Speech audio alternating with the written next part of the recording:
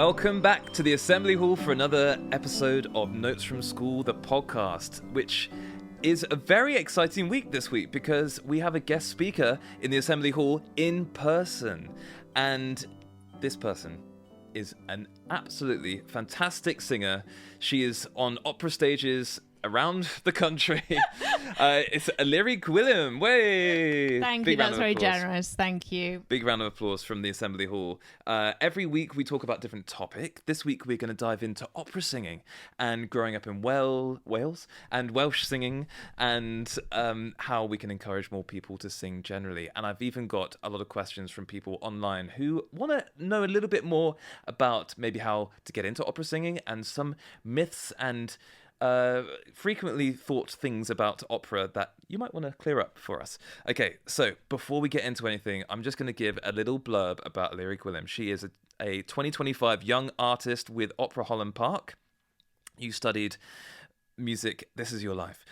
You studied music at Cardiff University. No, you didn't. You studied law at Cardiff University, and you completed your master's at the Royal Academy of Music. Okay, so a bit of a contrast there. So law at Cardiff and then Royal Academy of Music Masters.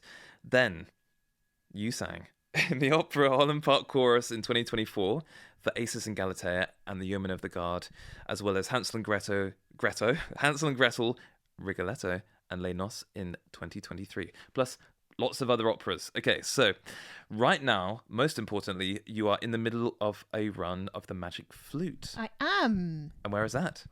It's at Wilton's Music Hall. It's by the Tower Bridge, actually. Tower Bridge, yeah. Okay. And you are playing which iconic character? Queen of the Night. Queen of the Night, which you may not know the name of the aria, but most people will know that it's a very, very high one that goes. Sorry, I'm gonna put me out of a job. You're gonna lose your job after that. That is the one that a lot of people know, and even a lot of my young pupils know that. By the way, they what know. What advert was it on then that so many people know it? I don't know. Someone can write in if you know the name of the advert. Write in to the email address notesfromschoolpodcast@gmail.com. How do we all know this aria? It's interesting, isn't it, how certain arias kind of get really well known, and it might be from an advert or it might be from, I don't know. It's somehow in the public conscience. Yeah, it's kind of spread through it because we'll get into this in a little bit, but a lot of people think opera is quite an exclusive art form. But so many of us know these tunes, and if you go to Italy, people will be singing it from gondolas and every country and every society has a different kind of approach to singing. But we'll get into that in a bit. First of all, we have been given some questions online from people on social media.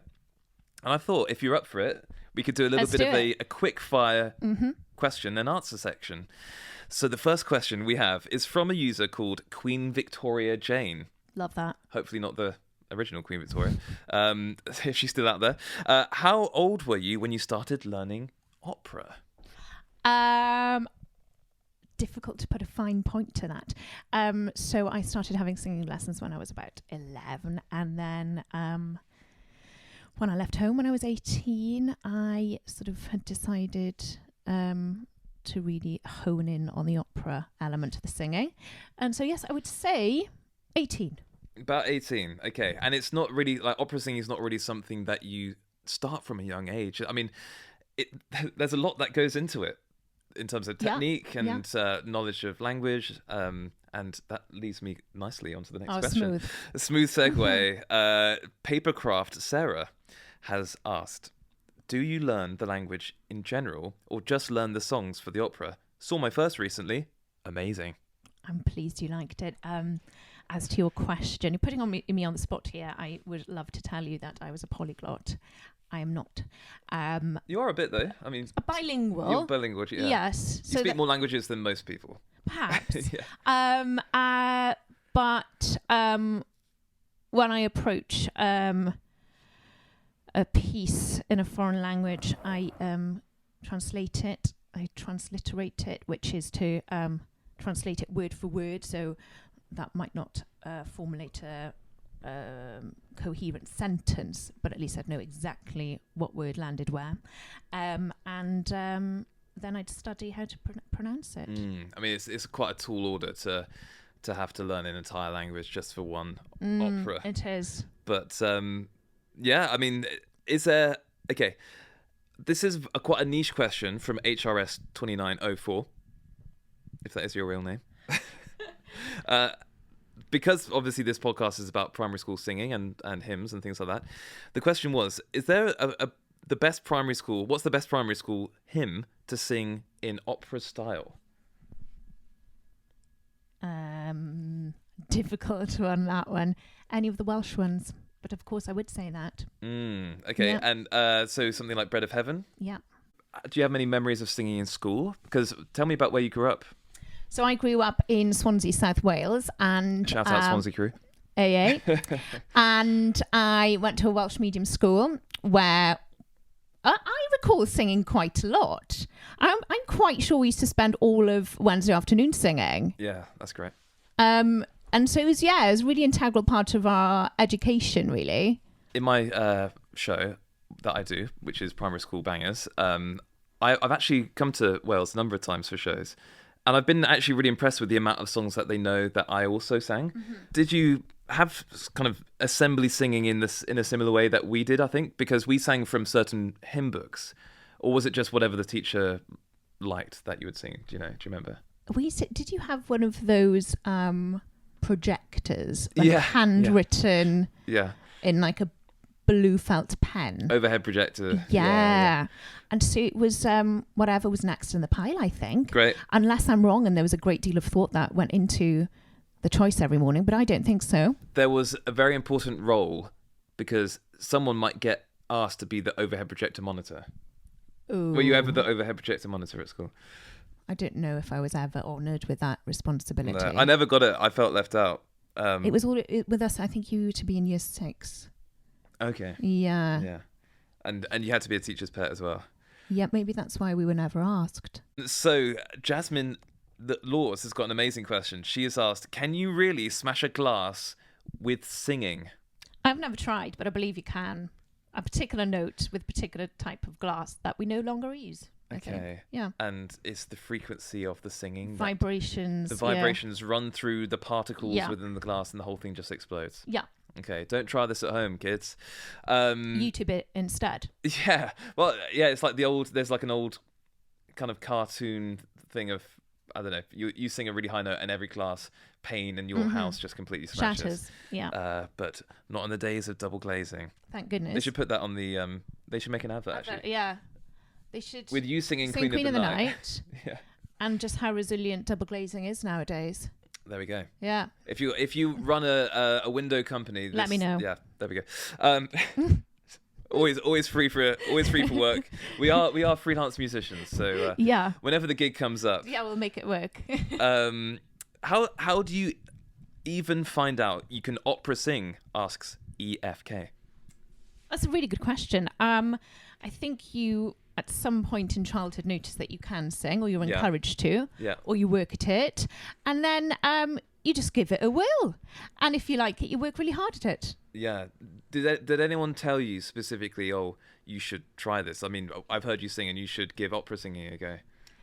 I don't know, James. I don't really remember what route got me to singing opera. I think I just fancied it. Okay, yeah. So did you sing in choirs and things like that? Yeah, sang in a lot of choirs. Yeah. We have a big tradition of Eisteddfodau in Wales, and so every child would be expected to take part at some point during their educational career.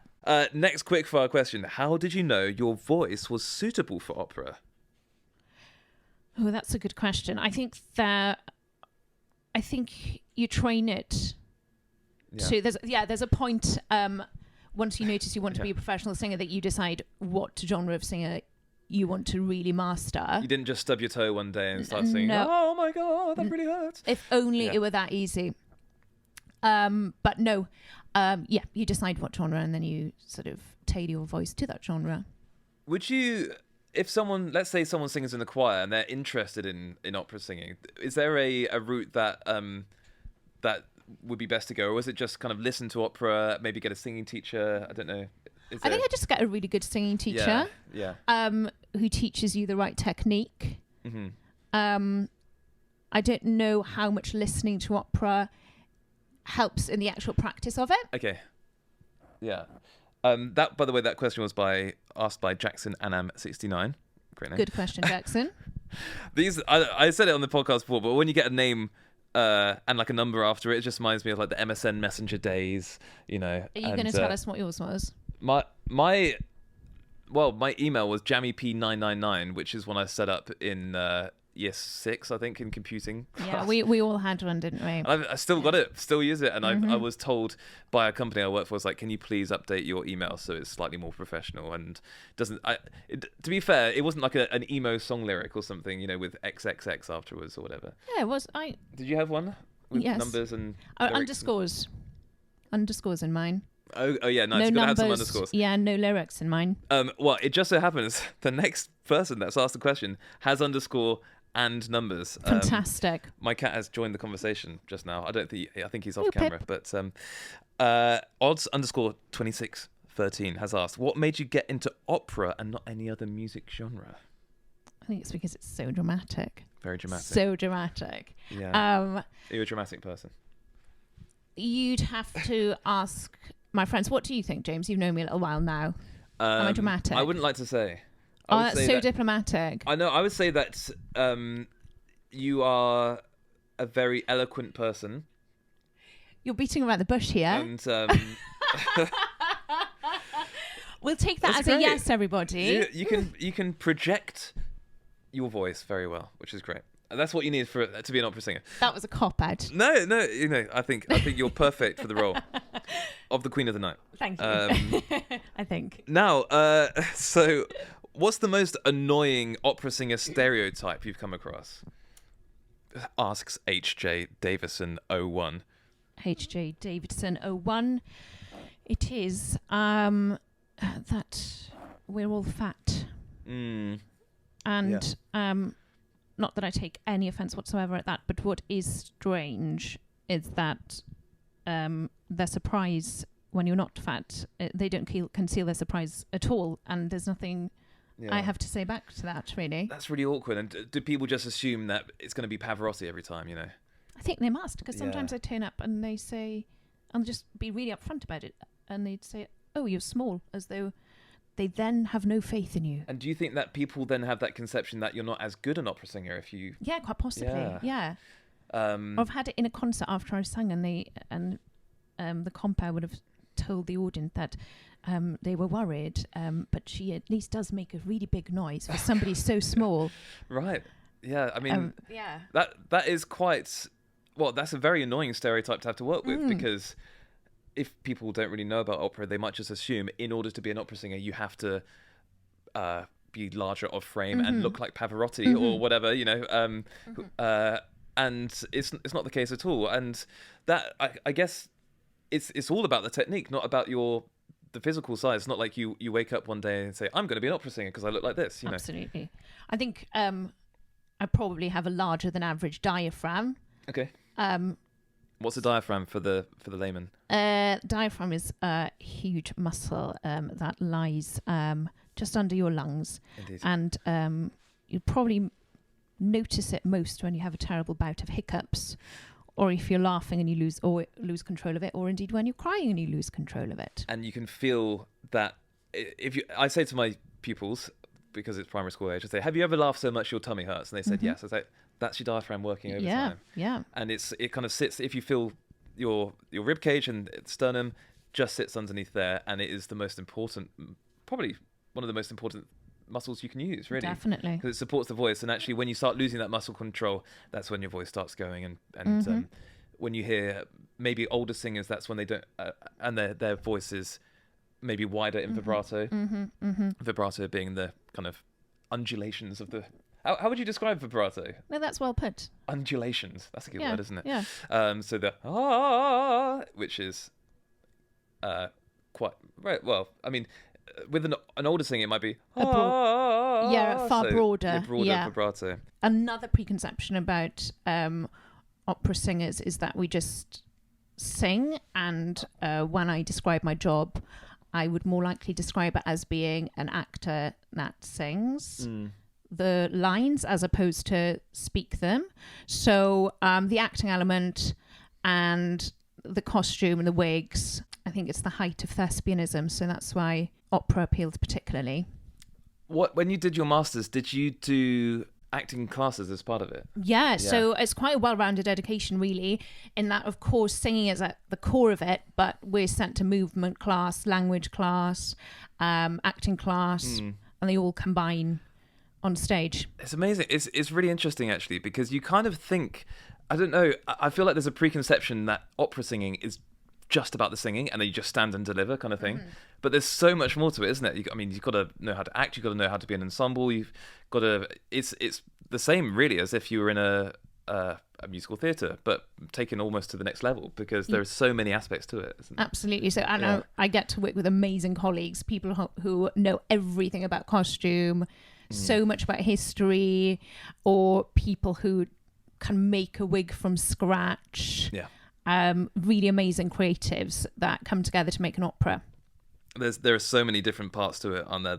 And the sets are so incredible so many times, aren't they? I mean, this might not be a question for you, but do you know what happens to all the sets after each opera? Do they get reused or just Yes, they go into, I think the Royal Opera ones go into a hangar in South Wales, actually. Oh, cool. Great. But yeah, they're stored and reused. But yeah, sets are amazing pieces of art. Actually, the set I'm working on at the moment in the Magic Flute was made for the original production, which I think was about 8 years ago. And it's been in storage. And since then, I think the set designer's retired because he's from set designing, because he is extremely successful as a sculptor. You're not in a venue with Magic Flute right now. You're not in a music venue that is traditionally opera. Are you in Wilton's Music Hall? That's right, yeah. And that's normally originally for kind of cabaret and music hall performances, isn't it? So how does it work in that space? Because it's obviously a bit more intimate than an opera house in terms of scale. I think it works really well. I don't know that every opera would work really well there. We also don't have space for an orchestra. We do it to piano accompaniment, which is so fitting in the music hall. And the music hall it's a nod to the music hall tradition. In terms of how the set works, I suppose it was cleverly designed for a smaller stage. And so, I can't speak too much to the set. I have no idea about sets, but it fits beautifully, How many are in the cast, do you know, approximately? There's 9 of us. Oh, right. Okay, cool. Amazing. Opera can actually really be in so many different settings, because I've seen operas in like a huge Roman amphitheatre, like in Verona Arena, for example. I've seen Aida there, which is absolutely massive. But then you can really scale it down, which is really, really fascinating. Next question from the online world. These are amazing questions. Yeah, by the way. really good Thank questions. you so much for sending those in. And if anyone's listening to this and thinking, oh, that's really interesting, I'd love to know a bit more about opera singing, then feel free to write an email into the podcast, which is notesfromschoolpodcast@gmail.com, or send me a message on Instagram or on Facebook. Now, one Welsh master has asked, how do you look after your voice? Do you consciously think about it or just crack on? If I'm being good, I sort of live on electrolytes. Nice. I think that works for me. Yeah. I'll always, before an evening performance, I'll have a quiet day. I won't be chatting too much. So, and very little caffeine if I can help it, because that really dries my vocal folds out. Some people manage, but I try not to drink caffeine. Yeah. It's quite a hard balance, isn't it? Because you want to still be sociable, but also you think, I need to look after my voice. It is a difficult balance. Yeah. Do you steam? Is that a thing you do? I don't steam personally, but I without going into too fine a detail, I do wash out my nose. Oh, nice. Yeah, and my sinuses. Great. Yeah. Amazing. Do you have like an assistant now that you're Queen of the Night? I should really, shouldn't I? Yeah. That's not manifested Get yet. Some underlings. Yeah. Keeping the voice hydrated. Absolutely. Keeping yourself hydrated. Yeah. Do you have to get an early night, or do you just not bother? Try to, but I mean that's not realistic if you're finishing work at No, that's it. 10 p.m. and then you're so excited coming off the stage that you can't, go to sleep. But what I will do is have a lie-in. Yeah. And so sleep is really important. It just doesn't necessarily lie exactly where normal people's sleep lives. And one question that kind of links into that actually is one I got on Facebook from Charlotte, who said, do you have any go-to warm-ups? So my preference is to do a really thorough practice session late the night before. And so I'm lucky in that my voice is therefore the following morning, the following day, pretty good to go.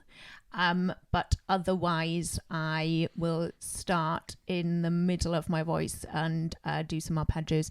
A really safe warm-up would be some sirens. So you can you explain what a siren is? You're going to make me do it, aren't you? No, you don't have to. So it's a you can do if you want. Quick and broad noise that covers most of your... most if not all of your range. Yeah, so it's kind of like that kind of thing. So going from right at the bottom of the voice to the top of the voice. Thank you for doing it, and thank you for not making me do it. When you say you practice late at night, is that do you just like annoy your neighbours and say, let's just sing as loud as I can? So I'm very fortunate in having the key to the local church. Oh, nice. Yes. Okay, that's good. That's very handy. I'm sure people will be gathering around outside, enjoying the warm-ups. The final question I have for you is from library_girl 2024. So we've got the underscores and the numbers. How did you discover you have a talent for singing opera? I guess we've kind of covered that a bit, but was there a transitional period between singing at school, then singing in a choir, then thinking, oh, I like singing opera? I don't know as to if I noticed I had a talent. But I definitely remember vividly noticing that I enjoyed singing more than most people, because my first singing lesson was at the beginning of secondary school, and it was a group lesson. Okay. And everybody else seemed to enjoy, but I was enjoying far more than anybody else put together. Did everyone just turn around and give you applause, or were they just like, turn it down a bit? I don't remember being alienated. Okay, that's good. Well, that's because you were in Wales and they loved it. Yeah.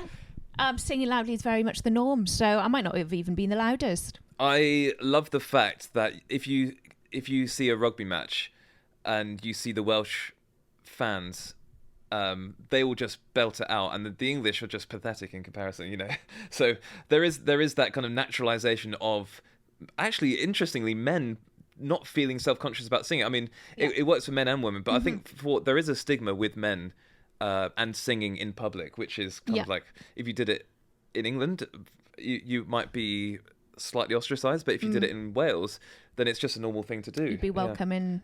And like the male voice choir is a big thing, isn't it? Yeah, very much so. Yeah, I feel like that's a lot more healthy. It's really healthy. It's emotionally very healthy. We sing at funerals loudly. Yeah. So I work at a lot of funerals, sing at a lot of funerals here, in terms of people might book me to encourage the congregation to sing, or there might be an Ave Maria. And back home in Wales, people find that completely unbelievable that anybody would book a singer for a funeral, because it's just not required at home. Are you kind of booked to be a soloist, or are you booked to kind of lead other people singing? Either or. Yeah. Yeah, either or. Or both. If you're planning a funeral, get in touch. Yeah, let me know. Hopefully not for your sake. For the listeners' sake. I mean, for your sake, sure, great. That's another gig.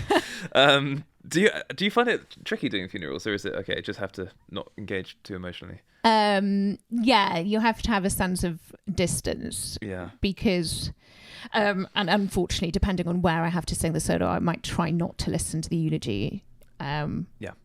Otherwise, I'm a person with normal feelings, and working through them to sing an aria or a song is.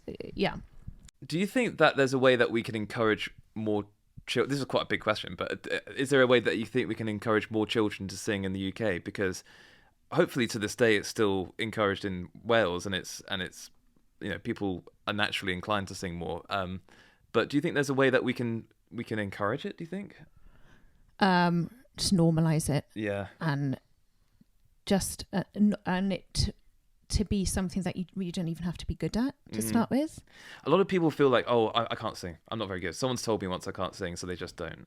But yeah, that stays with people as well. I mean, the vast majority of people can hold a tune. Yeah, it's very, very few people who can't hold a tune. I think it's 1% of people who are actually tone deaf, which is very few. And people love singing. People love going to karaoke. People love singing in their car, but that's when either you're really drunk or there's no one around to hear you. So yeah, I think it's just getting it normalized, and I think, but then that is quite hard because then we don't have as many music teachers generally, we don't have as many piano playing teachers, so it's just getting the right resources into schools, I guess. But kind of on a similar note, as well as making singing more accessible, is there a way that we can make opera more accessible for schools, for children? For schools in particular, or society as a whole? Well, yeah, maybe both. I mean, yeah, I guess a lot of people feel they can't go into the opera hall because it's too posh for them or something, or it's not really for them, you know. There's, in terms of society as a whole, in Britain, there's a real branding issue where it's seen as something really elitist, even though essentially the topics covered are sex and death, which is what we watch on a soap opera. Yeah, exactly. Anyway, it's really not beyond anybody. Also, it's in a foreign language, but again, subtitles. Exactly. There are subtitles, and you don't have to follow every word, and the movement and the music sort of tell you what's going on anyway. So that again is not beyond anybody. And companies are really good with pricing now. It is cheap, you know, as cheap as 2 pints of lager. It really kind of astounds me that there's still a big argument saying that opera is elitist in terms of ticket price. Because, I mean, most places there are going to be quite expensive tickets. But a lot of, you know, so many operas, you can get a ticket for like 10 quid or even cheaper. And, you know, even if like people are willing to pay hundreds of pounds to see Beyonce or whatever. Not that I'm saying that's a bad thing. No, nothing wrong with that. Exactly. But then to say that opera is inaccessible, or I don't know how much it is to go to the football, but I think it's far more expensive than going to the opera. For sure. And there might even be, you know, similar themes in a football match. You know, you never know what will happen. Exactly. Okay, so. Have you personally worked with any schools, like done outreach or workshops or anything? Not a great deal, but over the past year, I've done an all-day session in a school in Putney, and that was again to do the Magic Flute with them, which is a really fun opera to introduce children to. Classical music or opera as a whole to start with, because they're really fun characters, and it was just so that they could have a go at singing, they could have a go at conducting, and just know that they could get a grasp of the story really easily. Yeah, I mean, I think you could go into any school in the UK and sing an operatic aria and the children will be so engaged. I genuinely think they will. I don't think they'll be bored. And this is in an age where there are so many other stimulations for children and there's so many other things to do.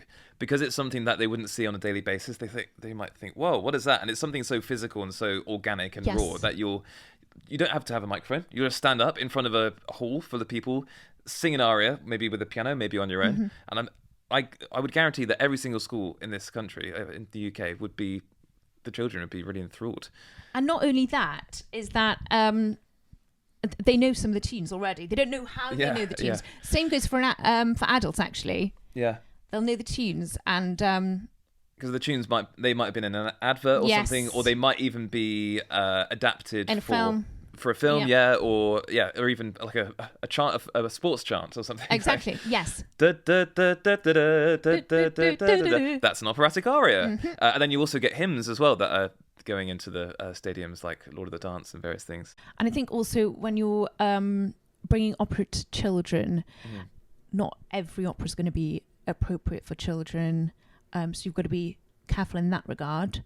The opera I'm singing in the summer with Opera Home Park is based on a children's book, actually. Okay. And it's an hour long and it's in English. So that would be a great first step into opera for children.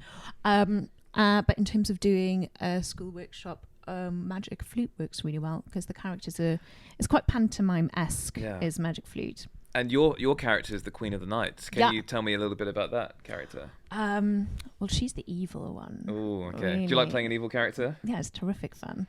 And you've had amazing reviews. The reviews are so good. I shouldn't sound surprised because you've got a fantastic voice, but the reviews are so good.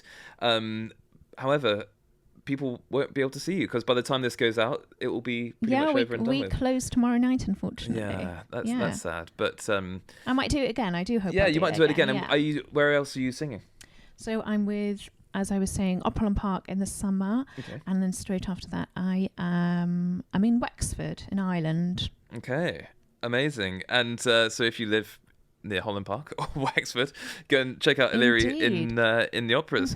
Okay, so we know how important music is for so many people in society. This is a question that might be a little tricky to answer, but talking of Cardiff University, which is where you went, they are looking at dropping the music course. Have you heard much about that? Do you know anyone that's either affected, or do you have any thoughts about that?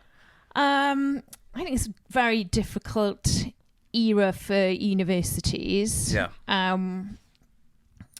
Because they haven't raised their fees in many years, but the price of running them is, not stagnated. So I empathise with that. I find it interesting that they've chosen, it's always the first thing to go, isn't it? Yeah. Music.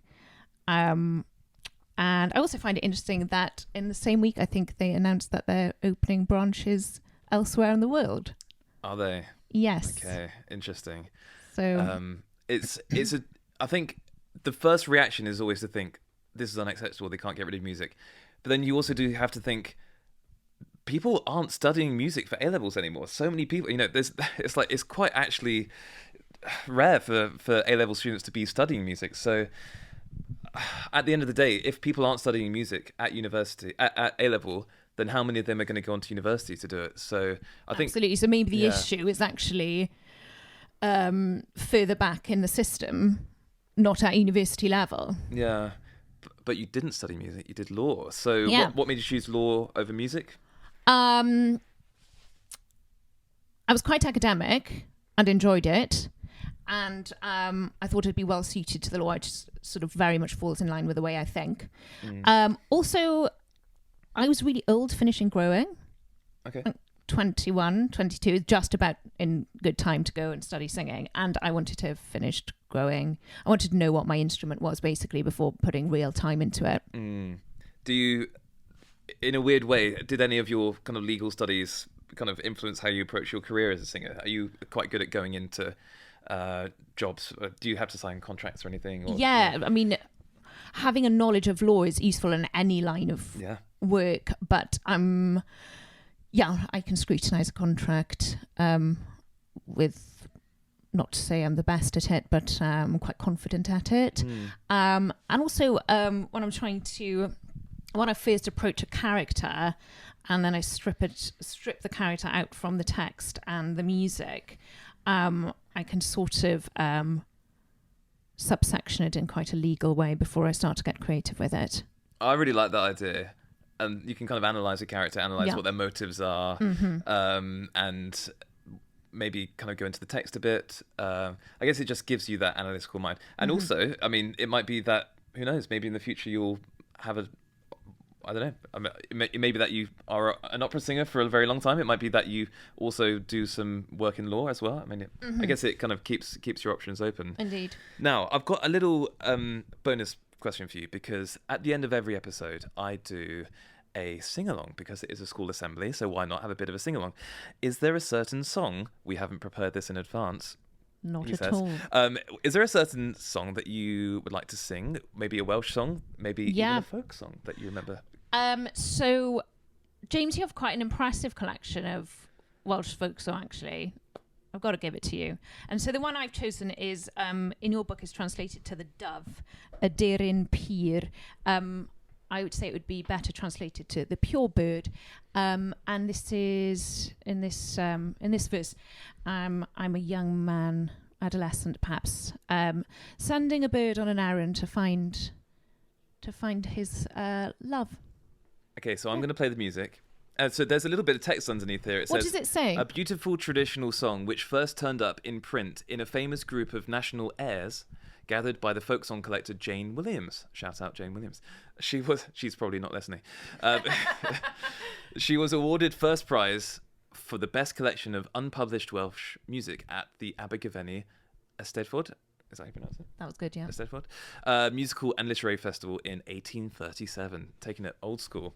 Yeah. So I'm going to play the piano. This could be sung solo, but we're going to give it a go. So this is The Dove or... A Deryn Pur. Here we go. Here's a little intro.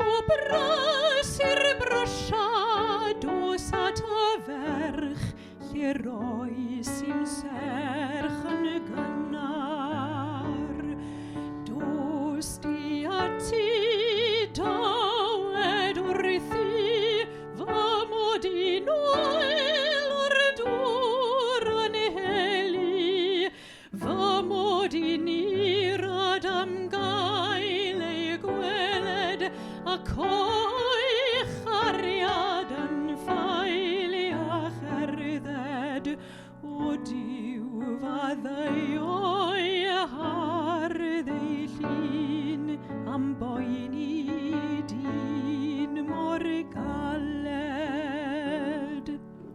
And the assembly hall goes wild.